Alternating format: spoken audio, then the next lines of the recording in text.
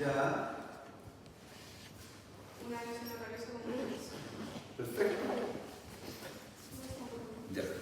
Entonces, súper bien. Pero nosotros ¿qué hicimos? Metimos en una canasta los factores que eran predisponentes y los factores que eran desencadenantes. Llegamos a la conclusión de que era multifactorial, ¿cierto? Dijimos que las recesión habían factores que, por ejemplo, como el fenotipo, ¿cierto? Como las parafunciones, ¿ya? Y otro tipo de cosas que nos podían generar una recesión, y esas recesiones nos podían generar un problema. Dentro de los problemas que podíamos tener son erosiones, ¿cierto? Sensibilidad. O sea, lo que vamos a tener, el primer factor que vamos a tener una exposición radicular. Al tener una exposición radicular se expone ¿qué tejido? Cemento. ¿Qué pasa con el cemento? ¿Cómo es el grosor del cemento? Muy delgado. Entonces, con el cepillado o en la alimentación se pierde y vamos a tener problemas como erosiones, sensibilidad, que es más común, problemas estéticos, pérdida de soporte o caries radiculares. ¿Ya? Incluso hablamos de las caries radiculares y dijimos que las caries radiculares, ¿qué componentes tenían? ¿En qué se diferenciaban en algo con las coronales o no? ¿Se acuerdan? Que las caries radiculares con las coronales había una diferencia.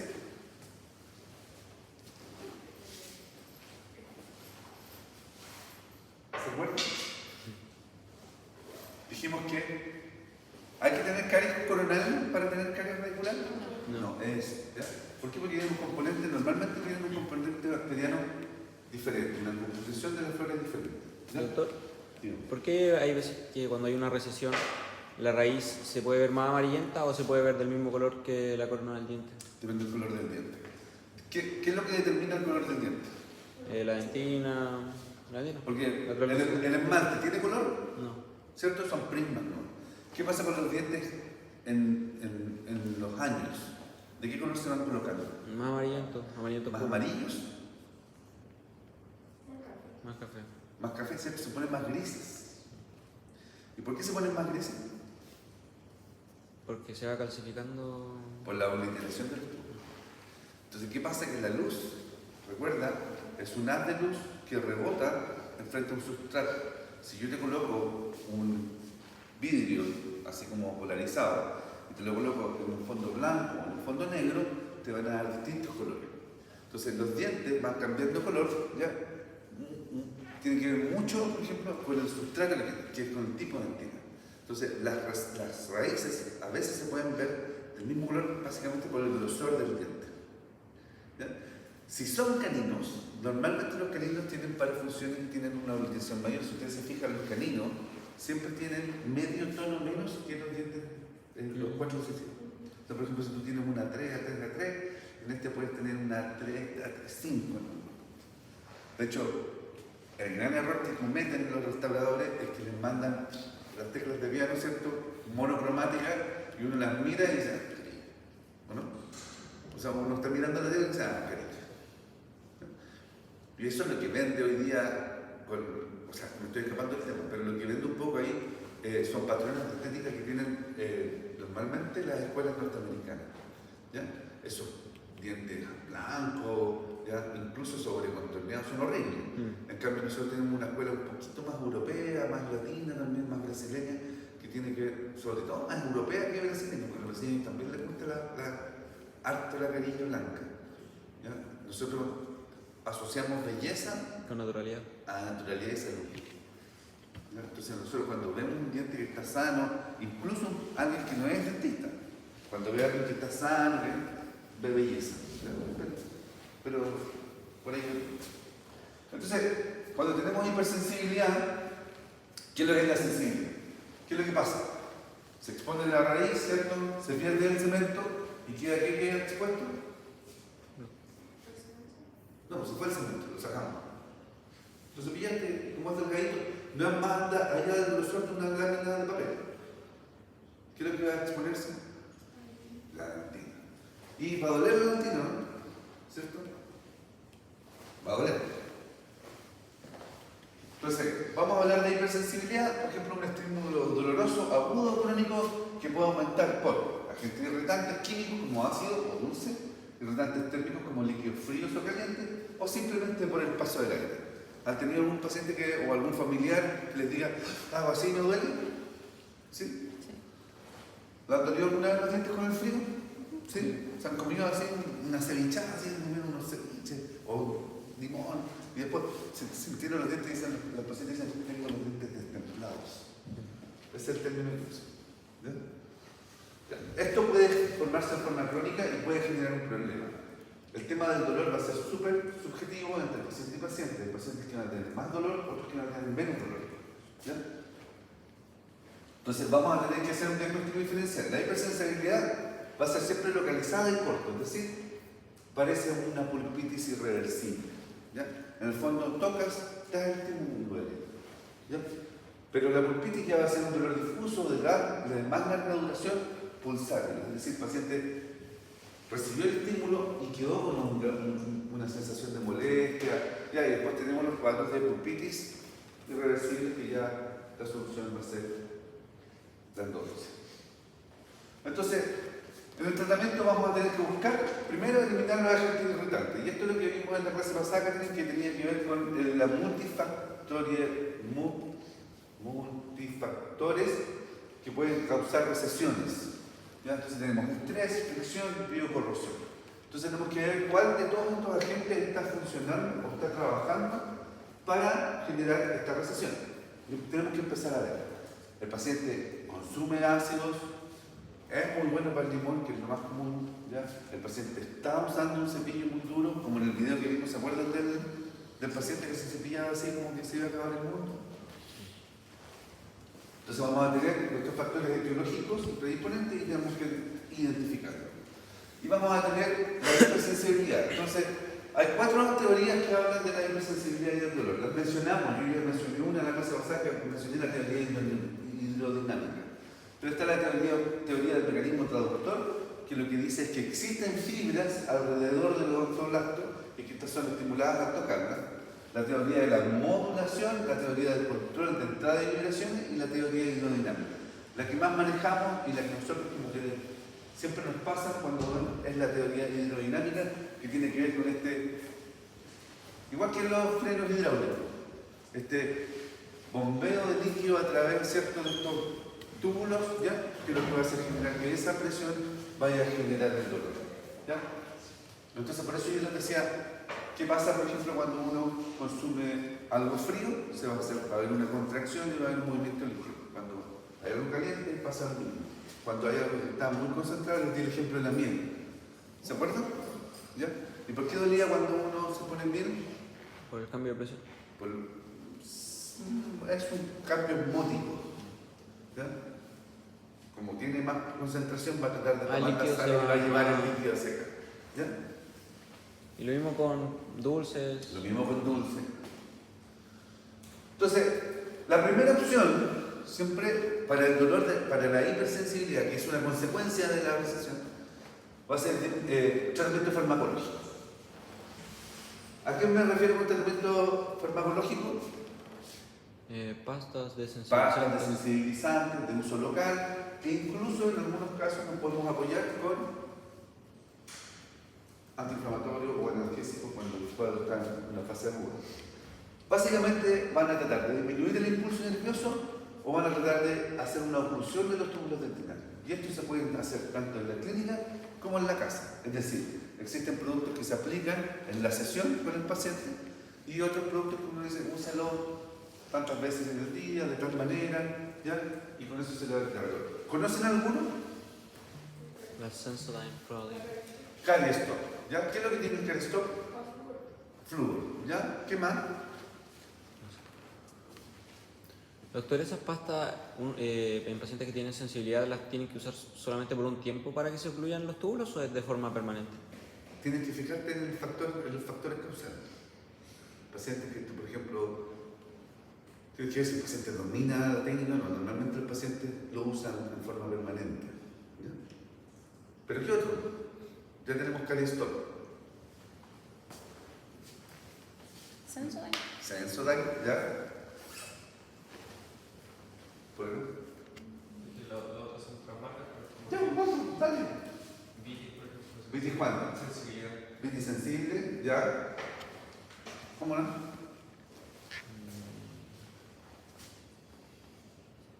Además que debe haber una Colgate para... Ya, lo de Colgate Sensitive, ¿qué? ¿Ya? ¿Qué otra más? ¿Conocen otra más o no?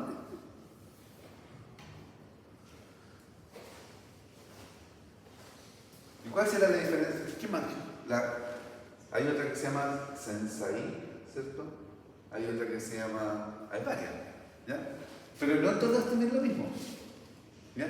Hay unas que están enfocadas en disminuir el impulso nervioso y otras que están en la función de los túbulos dentarios, ¿ya? ¿Y en la oficina conocen alguna? ¿En qué? El flúor, ¿cierto? ¿Qué es flúor? El Barniz de flúor, barniz de flúor, 22.600 aparte. 2600 parte de ¿qué marca? Colgate. ¿Ya? Sí, pues debe haber un Colgate, no lo conozco. ¿Ya? Ya, vamos.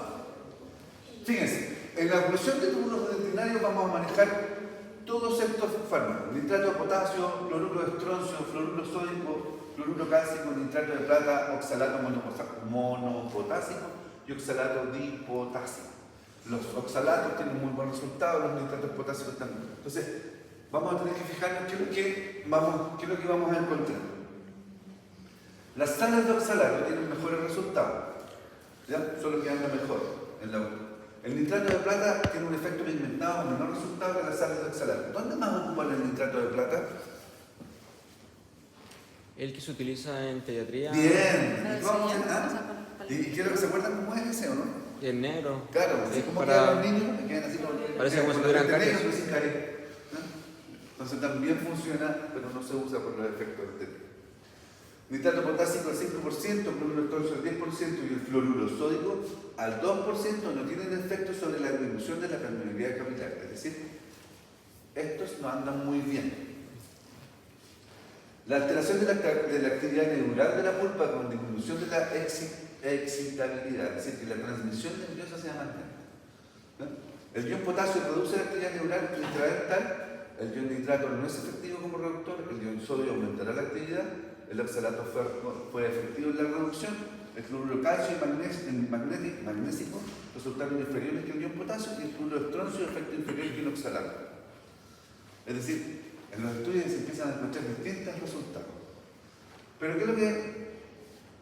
Los productos que se aplican por el paciente van a tener nitrato potásico, cloruro estroncio y fluoruro. Son esos tres grupos. Las sales de oxalato normalmente vienen en productos que son administrados por el dentista, ¿ya? O sea, cuando ya lo compra un proveedor, lo puede aplicar. Existen distintos tipos. Cloruro estroncio. El mecanismo de acción del cloruro estroncio se debe a la oclusión de los túbulos dentinales. Los cristales de fosfato de estroncio se forman cuando el estroncio y el fosfato son cambiados por calcio en la hidroxiapatita de las paredes tubulares. Estos cristales ocluyen los túbulos y reducen o eliminan el movimiento del fluido entre los mismos. La teoría hidrodinámica. Hola. También contribuyen a la formación de dentinas secundarias o reparadoras. El nitrato de potasio. El mecanismo de acción parece estar relacionado con la habilidad del nitrato de potasio para penetrar los túbulos dentinales y hacer menos sensibles al estímulo de las fibras nerviosas. Es decir, tiene que ver con la transmisión. Las fibras nerviosas se vuelven menos sensibles a la causa del efecto estabilizador de los niveles extracelulares de potasio en la conducción neuronal eléctrica. Ojo, tenemos productos que tienen que ver con la excitabilidad y otros productos que tienen que ver con la oclusión. ¿Ya? Fluoruro. Los cristales son menores que los oxalatos más escrito ahí, y se eliminan rápidamente. Resultados bajos y solo a largo plazo. El efecto estabilizador en la capa del barrio dentinario. ¿Vale? Y acá tenemos, miren, ¿qué es lo que tenemos? Miles de cosas. Vicky sensible, Sensodyne, Colgate sensitive, Caristop sensitive, Cariax, Oral B, ProSalud, ¿ya? Oxidante sensibilizante, Sensodyne repara y protege, una serie de productos. ¿Ya? Ahora, pensando, si el paciente después de la recesión tiene una sensibilidad muy aguda, ¿ya? ¿Qué andará mejor? ¿La oclusión del final o la disminuir la excitabilidad? Las dos cosas. Ya. ¿Cuál es el tema? Que la oclusión dentinaria es mucho más lenta. Entonces, muchas veces se hace combinación de esto, donde tú tratas la fase aguda, tratando de usar nitrato de potasio y usas el cloruro de estroncio para disminuir realmente y hacer la oclusión en largo plazo. De hecho, dentro de todo el estudio, el flúor es el que tiene el peor resultado en el tratamiento de la hipersensibilidad. Entonces, tratar a un paciente de hipersensibilidad con flúor de alto nivel, como por ejemplo un Caristot, anda más lento. Entonces, tiene que pasar mucho tiempo para que pueda resultar. ¿Ya? O aplicar el barnices de flúor. De hecho, antes usaban los geles acidulados, ¿se acuerdan? ¿Ya? Y lo que hacían, uno le aplicaba el gel acidulado al paciente y el paciente tenía más dolor. Porque lo que hacían, como venían con un ácido, ¿ya? Generaban otro dolor.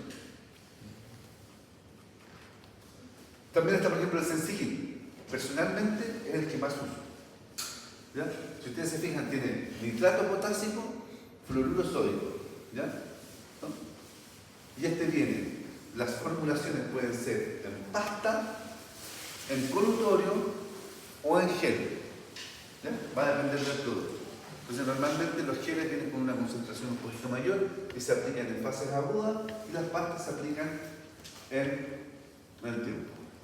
¿Qué es lo que se tiene que hacer cuando uno trata con estos fármacos? Tiene que dar indicaciones. No es llegar y úselo.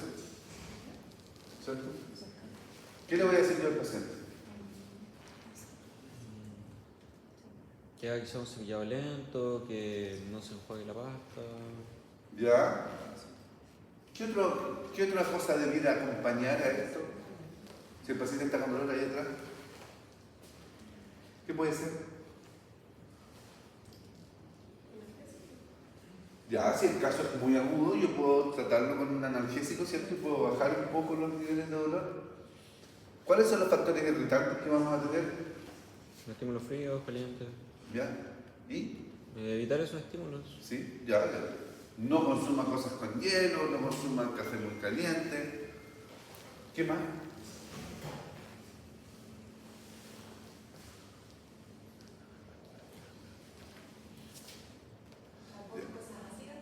¿Ah? ¿Cómo? Perdón, no lo escucho. Muy bien, ahí está. Que suspenden los elementos ácidos. Ya. Entonces imagínense que si yo estoy pintando una pandereta, ¿cierto?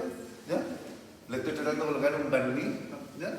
Y viene alguien después con un tarro de ácido y le tira y voy perdiendo el barniz. Entonces, ¿qué es lo que va pasando? Que tengo que lograr que este efecto sea acumulativo. ¿Ok? Por lo tanto, tiene que ir con indicaciones de dieta. Y cuando utilicen el producto, si el producto no le dan las indicaciones de dieta y las indicaciones, no va a servir de nada. ¿Ya? Y normalmente le tienen que decir al paciente, ¿sabe qué? Esto puede repetirse, si usted, claro, va, se salió con Gonzalo, se tomó 2 pisco sour, ya le van a doler los dientes después al otro día. ¿Ya? Así que, ojo con eso. ¿Pero eso durante un tiempo específico? Normalmente yo cuando los aplico les doy indicaciones de dieta casi por 30 días. Bien. ¿Ya? Para que el efecto acumulativo se vea. Y después digo ya vaya consumiendo, pero en forma moderada. Pero, por ejemplo, si uno consume ese tipo de alimentos, ¿se pierde el efecto y no después de los Lo que 30 pasa días? es que el efecto acumulativo, si tú mientras no lo vas a lograr, ¿ya? Porque en el fondo tú vas a estar colocando a alguien y alguien te va a estar barriendo atrás, ¿ya? Ah, vale. Que es el efecto ácido, ¿ya? ¿Hola? ¿Conoces más adelante? Ya. Y los productos aplicados por el odontólogo tenemos sales de oxalato, oxalato potásico y fluoruros. ¿Ya? Por ejemplo, el Simprotec, ¿ya? O por ejemplo el Durafat. ¿Ya? Existe otro que se llama el Gluman, que a mí me gusta mucho, pero el Gluman tiene que ver con que es un glutatialdehído con un metalacrilato. Y lo que hace es de aplicación, es de casi de efecto inmediato. Porque la oclusión de los túbulos no se produce por el depósito de minerales, sino que se deposita por una capa de metacrilato. Es como que si yo plastificara los túbulos dentinarios. Y después la degradación de ese metacrilato, ¿ya? Se va transformando en proteínas que van generando sales de oclusión. Entonces, para el caso de sensibilidad muy aguda, es súper bueno. ¿Ya? Cuesta encontrarlo, ¿ya? Entonces, y tiene una aplicación un poco compleja. Uno tiene que colocar que secar muy bien, aplicar, secar, lavar. ¿Ya? Es súper simple, es con una gotita y nada más. ¿Eso no causa cambio de coloración en el diente? No, ¿Y por qué es difícil de encontrar? porque no lo traen, no hay proveedores que lo traigan. ¿Y solamente está de esa marca eso? Sí, es Gruma, de hecho no existe otro. Ya, es de la Kulse, creo. ¿Ya? Después tienen, por ejemplo, de FDG, de sensibilizantes. Muchos, por ejemplo, de estos vienen con nitratos o cloruros de estroncio, que son para efectos rápidos, que se usan post técnicas de blanqueamiento. Ya. Eso es cuando queremos tratar el problema sensible. La opción biológica, ¿cierto?, sería el tratamiento quirúrgico, que son cirugías de recubrimiento radicular. Entonces, ¿cuándo voy a optar por una cirugía de recubrimiento radicular? Más o menos usamos el mismo concepto que utilizábamos para la radiografía. ¿Se acuerdan cuál era el concepto de la radiografía? ¿Qué es lo que tengo que poner en la balanza? Costo-beneficio, ¿cierto? Costo-beneficio. ¿Ya? Entonces, claro, si yo tengo una recesión de 1 milímetro que tiene mucha sensibilidad, ¿ya?, y que al paciente se le ve el diente más largo, la primera opción que le voy a decir, ¿sabes qué? Espérate, mejoramos la estética, eliminamos el problema de sensibilidad, ¿cierto? Y lo mejoramos en el tiempo. Si ese paciente tiene 22 años, 25 años con usted, también es súper indicado porque el paciente todavía tiene harto camino que recorrer, ¿ya? Pero si el paciente tiene 60 años, tiene recesiones varias, la sensibilidad realmente es muy específica, a veces la indicación de un tratamiento de cobertura radicular uno la puede obviar. ¿Ya? Dígame. Doctor, ¿y usted recomienda el tratamiento, por ejemplo, con un sistema adhesivo? Que igual nos mencionaron en clase que se podía usar el sistema adhesivo para ocluir los túbulos. Sí, se puede utilizar, pero lo vamos a ver. Ya. Pero tiene algunas desventajas. ¿Ya? Entonces vamos a tener cirugías de recubrimiento radicular. Y para que existen distintas técnicas. Colgajos desplazados, uso de matrices dérmicas, injertos de tejido conectivo, uso de proteínas derivadas del manta. Todas las técnicas de recubrimiento radicular tienen que ver con técnicas de colgajos que se desplazan y tratan de volver la encía a su posición original.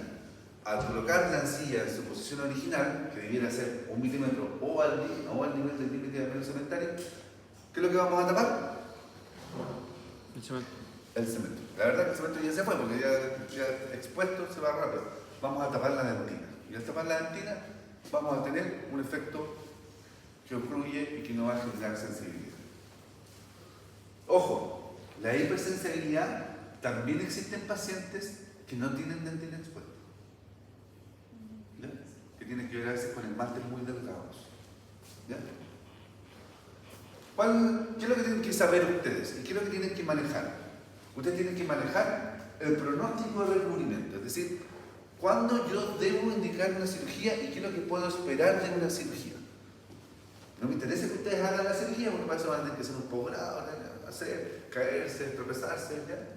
Muchos de algunos ojalá lo hagan, el día de mañana nos vamos a encontrar, pero el pronóstico de recubrimiento que tengo que saber qué es lo que puedo llegar yo a cubrir. Y esto tiene que ver con la clase que vimos anterior, en la clasificación de...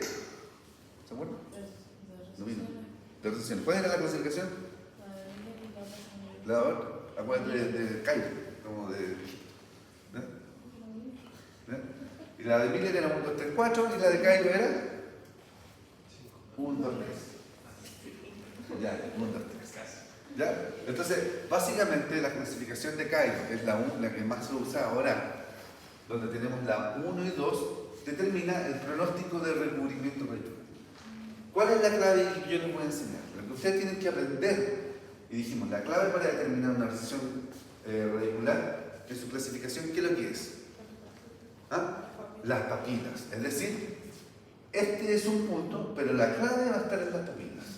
Si yo tengo papilas, siempre voy a hablar de 1, 2. ¿Ya? ¿Ok? Y después va a tener que ver la inserción interproximal. Entonces, cuando yo tenga inserción con papila, la profundidad de la recesión se va a poder determinar que se recubre de la base de una papila a la base de otra papila. Por lo tanto, mi pronóstico de recubrimiento en este caso es esa línea, no es esta.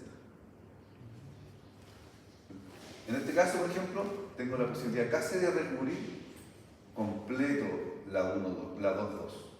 ¿Por qué? Porque la base de esta papila coincide con la base de esta papila y voy a tener casi un recubrimiento total.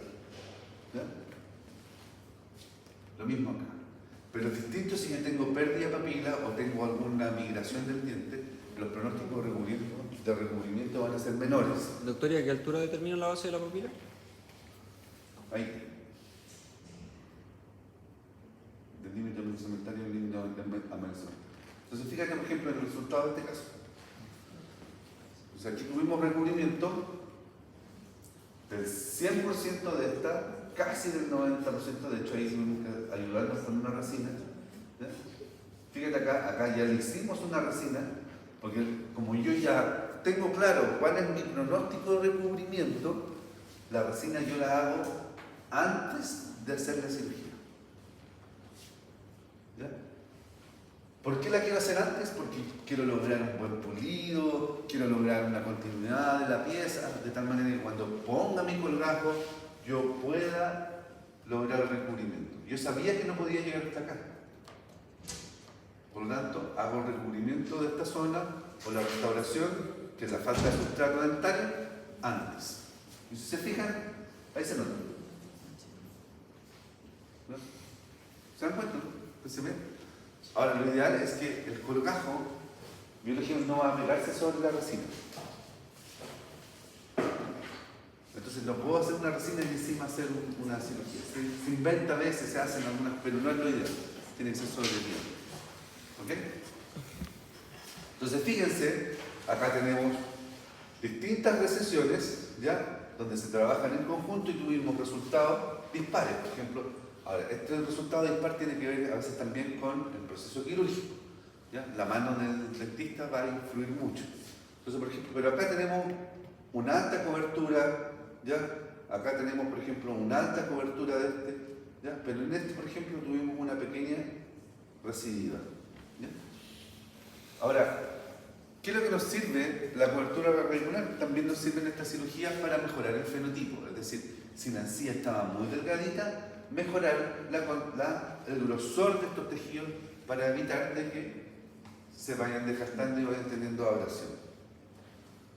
Entonces, por ejemplo, podemos utilizar técnicas como injertos gingivales libres, que lo que buscan es mejorar la encía insertada para lograr pequeñas coberturas. En este caso tiene que ver con que se va a poner un implante, entonces hay que mejorar la condición del diente vecino. ¿Ya? O, por ejemplo, fíjense la desarmonía que existe en este caso, donde existe una recesión notoria. El paciente parece que era zurdo porque se cepillaba con la mano izquierda y se pillaba más al lado contrario. Entonces, fíjense, acá también se hizo un colgajo desplazado, donde se empieza a tratar de hacer la nivelación. ¿Ya? Porque en este caso, si bien el paciente no tenía problemas de sensibilidad, sí tenía problemas estéticos. Entonces, ahora ya era más largo y se empezó.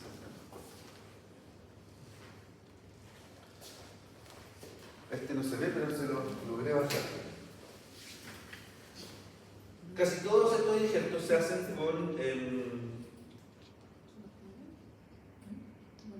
con injertos conectivos. ¿Ya?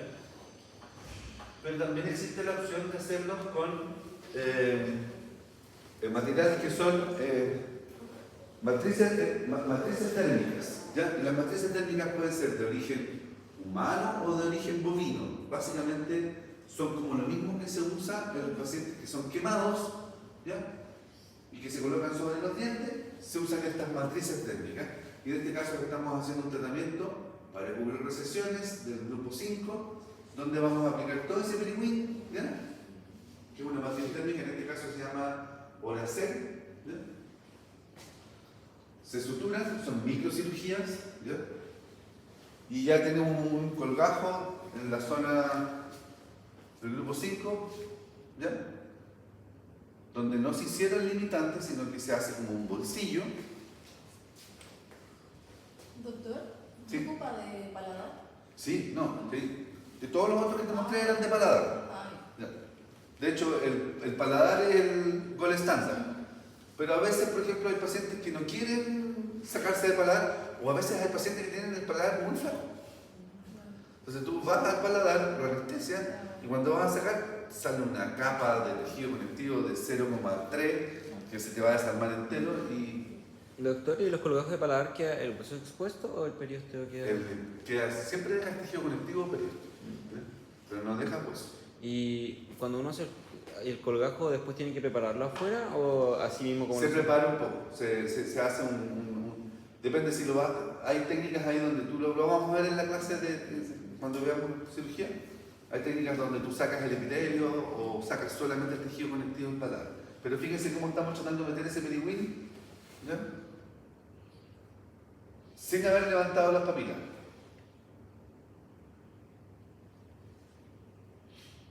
Es un poco complejo, pero. ¿Eso es con anestesia general?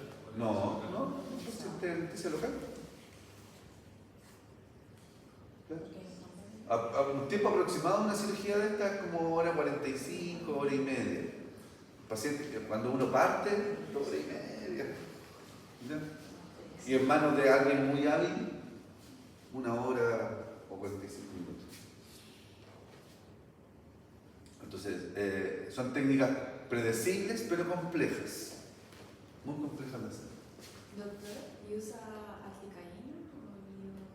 Depende, los pacientes, por ejemplo, cuando son hipertensos, tienen que usar sin vaso, pero trato de utilizar articaína, ¿sí? Para que tenga mayor durabilidad, pero normalmente tienes que ir reforzando en el camino. ¿Ya? Entonces tú vas en el camino y después te dice, ay, pones un. Bueno, entonces en este caso el injerto es súper grande, ¿ya? Si se dieron cuenta, y tratar de introducir eso es como. Eso pero va por debajo de la... Por debajo de la encía, siempre queda cubierto. ¿Ya? A diferencia del anterior, que era el injerto gingival libre, el injerto gingival libre se llama libre porque queda expuesto. Entonces, y ese va con el epitelio, este no va con el epitelio. Pero después La técnica para utilizar paladar es la misma. ¿Ya? La diferencia es que en vez de meter en la matriz térmica, metemos un trozo de tejido conjuntivo. ¿Y después cómo recubre o...? Se hace un desplazamiento del colgajo, porque en el fondo lo que tú haces es soltar toda la mucosa y toda la encía, la sueltas sin separar las papilas, es como que te hiciera un bolsillo. ¿Ya? Es como si yo agarrara la encía y la pudiera levantar así. Entonces, claro, yo por eso puedo meter algo adentro. Entonces, lo más complejo en este caso es preparar ese bolsillo sin romper las papilas. Pero lo vamos a ver después, voy a tratar de mostrarte el caso. ¿Ya? Vamos a hacer. Vamos a pasarlo rápido. Ya, miren, y ahí quedó. Fíjense cómo cambió. ¿Ya? Ya tenemos casi todo el material. Entonces, con eso cambiamos el fenotipo y después hacemos un desplazado coronal para poder cubrir la recesión.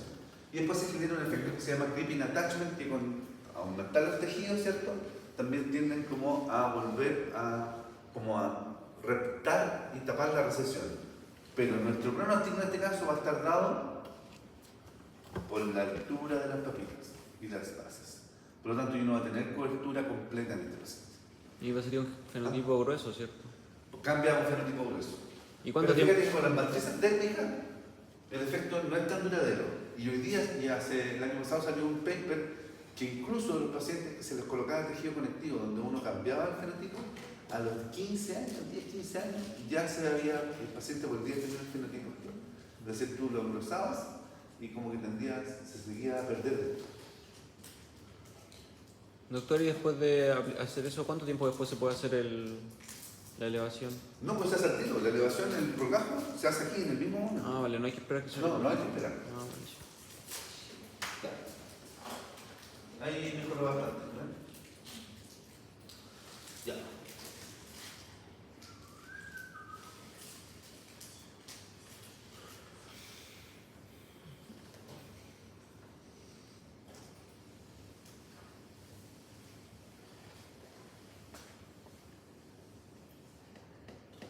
Entonces, si nosotros tenemos nuestra posibilidad de cobertura, lo que nosotros tenemos que ver es ¿Cuál va a ser nuestro? De hecho, ahí se nota el injerto tejido conectivo, se nota que está más gordito, ¿no? Pero en este caso, por ejemplo, hicimos acá, y fíjense que acá, si bien la base papilar era muy bajita, en el premolar no se logró hacer cobertura. ¿Por qué? Porque la proyección de cobertura era muy baja, porque la base papilar estaba muy cerca, eran papilas muy chiquititas. En este caso, de ahí después hay que solucionar eso con qué? ¿Un compósito? Con una resina. Pero ahí no, quizás no hubiera sido como más ideal ponerle la resina antes, o... Sí, probablemente. ¿Sí? De hecho, se lo hicimos en el canino, pero no se lo hicimos en el premolar.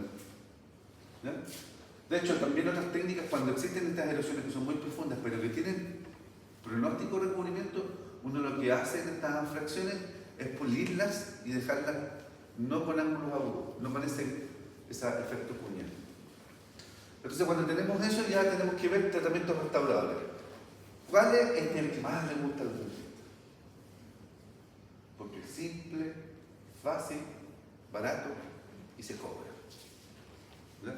Entonces, no hay que tener ningún posgrado para poder hacer una resina cervical. El tema con las resinas cervicales es qué usar.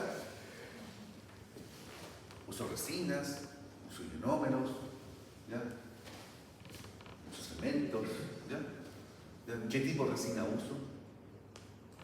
¿Qué resina andará mejor acá? Parque usted. ¿Con cuál están usando ustedes acá? La Z350. Z350, ¿cierto? Ya. Pero, Pésima ya. ¿ah? ¿Qué sabemos de las resinas? Las resinas tienen un componente, un relleno, ¿cierto? Ya. Entonces hablamos de componentes grandes y chiquititos, ¿cierto? Entonces antes se llamaba de macro relleno, micro relleno o híbrida. Hoy día se llaman de macro relleno, híbrida, nano relleno, nano relleno, y empiezan a poner.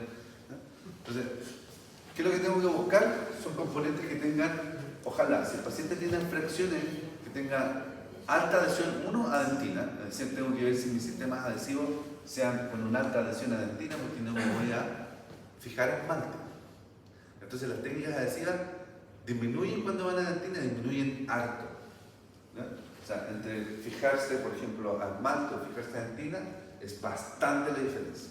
Entonces, son resinas o restauraciones que tienden a fallar más rápido en el tiempo. ¿Qué es lo que nos usamos? Podemos apoyarnos de estas matrices cervicales, ¿ya? Que las venden en el mercado, que básicamente son matrices, son formas que nos permiten darle la forma a la restauración cervical, por ejemplo, para utilizar restauraciones de autocurado. Porque, por ejemplo, el ionómero es una restauración que puede ser definitiva, pero tiene sus mejores propiedades cuando se utiliza de autocurado en vez de fotocurado. Básicamente porque se le quita el componente resinoso. Entonces tiene este componente más, ¿cierto?, del vidrio ionómero per se, pero tiene que ser de agua. Entonces ahí se utilizan estas matrices que se aplican así. Entonces yo puedo colocar mi restauración de ionómero y puedo trabajar. ¿Por qué es interesante esto? Porque esto nos va a servir para tratar estas fracciones y para tratar sobre todo a veces caries radiculares. ¿Ya? Pero, doctor, ahí aplicaría, por ejemplo, el ionómero, lo acomoda y después pone la matriz encima y... O sea, normalmente si tú vas a hacer un ionómero, ¿cómo se aplica un ionómero de autocurado? Ya, pero ¿qué es lo que hago? Tengo la cavidad. ¿Tengo que hacer una preparación de la cavidad? ¿Cierto? Se lava, ¿cierto? Sí. ¿Cierto? Y se aplica el mismo líquido del ionómero o se aplica un ácido, ¿cierto? Hay un ácido cítrico que se aplica también. Se aplica y se coloca el ionómero de autocurado y se espera el tiempo de gelificación, porque el ionómero se gelifica, se guarda, ¿no? ¿Ya? Pero la verdad es que el tiempo de que se ponga duro y después se protege con un barniz. Se pone y se protege con un barniz. Lo mismo. Entonces, ¿tú qué haces? Le das la forma, entonces queda la forma hecha para que tu pulido sea menor y para que el ajuste en esta zona sea óptimo. ¿Es el que se llama vitremero? El Vitremer tiene un componente resinoso, pero acá tiene varios, el Merón, ya no me acuerdo las marcas, yo no uso tanto, pero ¿Qué otro ionómero usan acá? El Ketak molar, ¿ya? No el Ketak Zen porque es para cementar, pero el Ketak es Ketak de restauración, no me acuerdo cómo se llama. Se usa harto PET, ¿ya? Entonces, otro tipo de cosas que se tienen que aplicar, por ejemplo, ¿ya? Es reconocer si existe caries, si no existe caries, ¿ya? Por ejemplo, aquí tenemos restauraciones de ionómero, estéticamente no son tan bonitas. Es la utilización de hilos.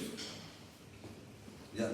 Entonces, la utilización de hilos, yo le indico básicamente cuando la terminación de la preparación va a ser subgingival. Si la terminación yo la logro ver, claro, no aplicaré. ¿No? ¿Por qué, doctor? Porque básicamente lo vas a lograr después. Lo que tienes que preocuparte es hacer un buen pulido final. Y cuando haces el buen pulido final, hay que ser un poquito medio salvaje en este caso y asegurarse de que no vaya a quedar un pequeño pestañita.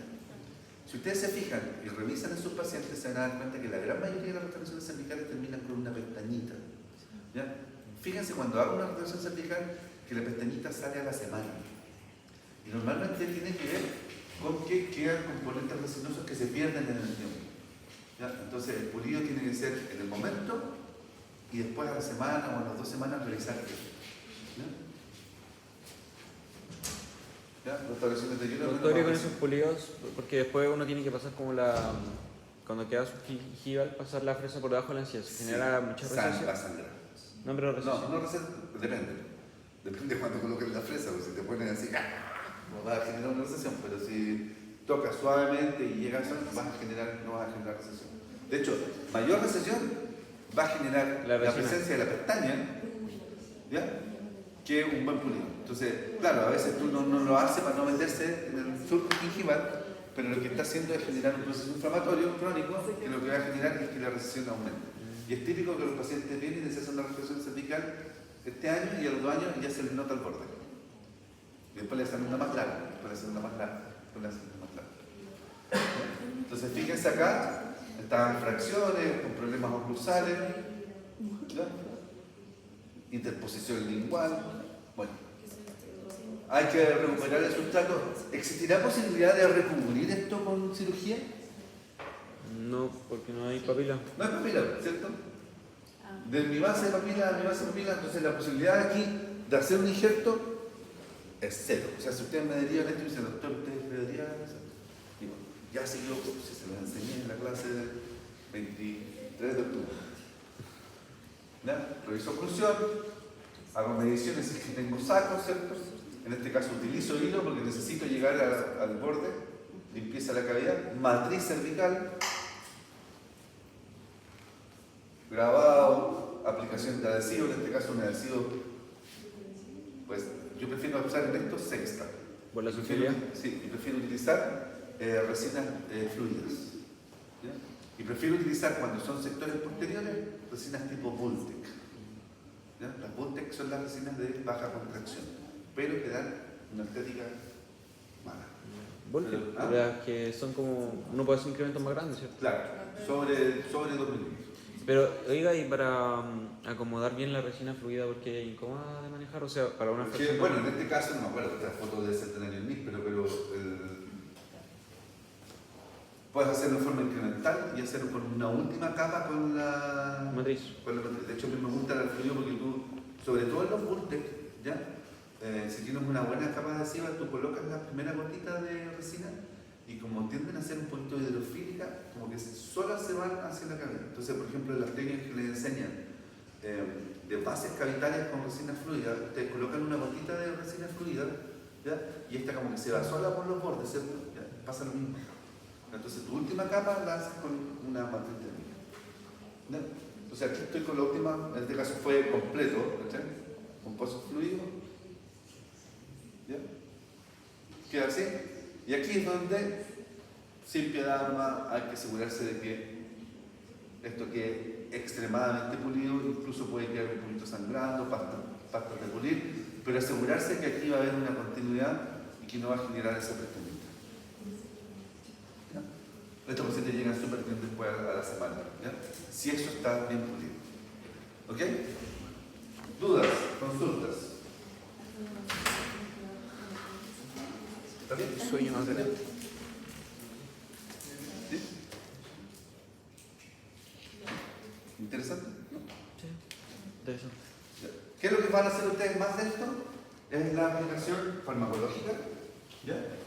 Y para eso, mi sugerencia es que estudien y vean qué productos tienen. ¿Sí? ¿Por qué no recomendable, o sea, no era tan recomendable al final los sistemas adhesivos? ¿De qué? Los sistemas adhesivos. Ah, ya, perdón. Porque los sistemas adhesivos lo que tú haces es hacer resinas. ¿Ya? Al colocar si tú vas a tratar una recesión, ¿ya? Tú lo que vas a hacer es aplicar una resina y generar una obliteración en base a una resina. Pero ahí no vas a tener, por ejemplo, la posibilidad de hacer un injerto. Ah, después de eso ya no se No, puede. pues, una vez que se pierda, sí. ¿Ya? Pero lo que tú buscas es que sea básicamente el mismo diente que solucione el problema. Entonces, claro, tú aplicas, por ejemplo, resinas. De hecho, mira, había un profe que nos decía, coloque una gota de Alical en la recesión. ¿Ya? Y eso va a generar que el paciente le duele menos. Básicamente porque va a generar un pequeño, porque lo que hace el hidróxido de calcio, ¿cierto? Es generar una pequeña pseudonecrosis del diente y se genera un efecto reparativo más rápido. ¿Ya? Entonces él te decía, coloque eso y funcionaba, ¿ya? En algunos pacientes. Entonces, de hecho, por ejemplo, yo lo que hago, por ejemplo, para poder hacer diagnóstico diferencial, es voy colocando cemento provisorio y restauro, o sea, tapo la recesión con cementos provisorios. ¿Ya? O con resinas sin polimerizar, o sea, sin grabar. Entonces tú haces una bolita de resina y vas tapando los cuellos dentarios y vas haciendo los estímulos. Para saber si el dolor es un dolor del diente, que está o es efectivamente la exposición del radicular que existe. Entonces, si tú la tapas, porque es re difícil de repente, el paciente te dice me duele, pero no sabe dónde. Entonces tú le soplas y te dice me duele aquí, no duele aquí me duele. Entonces tienes que ir viendo cuál es el problema. ¿No? Sí, pero yo no uso mucho el tema resinoso, el gluma nomás, pero que en sí no se polimeriza ni nada, sino que es una capa metacrilato que se va por el túbulo hacia adentro. ¿Y ese tiene efecto Inmediato. no, pero durante cuánto tiempo? ¿O para siempre? Hasta 18 meses decían. ¿Ya? Pero que después de eso tú lo dejas con pastas de... Desensibilizante. Claro, que tenga oclusión de los tubos. Entonces, ojo que les puede salir una pregunta así como ¿qué producto indicaría para el tratamiento de la sensibilidad y por qué? Entonces, si van a recetar un producto y usted me dice yo voy a recetar el vitis sensible, sepan lo que tiene. ¿Ya? Si se van por los fluoruros, pues fluoruros. Si se van por los fluoruros, fluoruros. ¿Ya? Eso. Ya, muchachos.